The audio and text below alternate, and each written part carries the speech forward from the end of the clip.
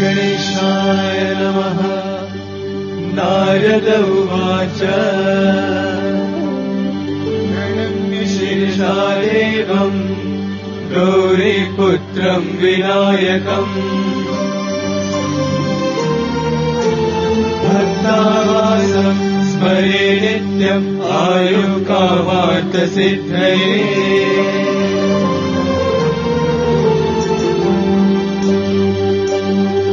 प्रथमम् वक्रतुण्डम् च एकदन्तम् द्वितीयकम् तृतीयम् कृष्णपिङ्गाक्षम् गजवक्त्रम् चतुर्थकम् लम्बोदरम् पञ्चमम् च षष्ठम् विकटमेव च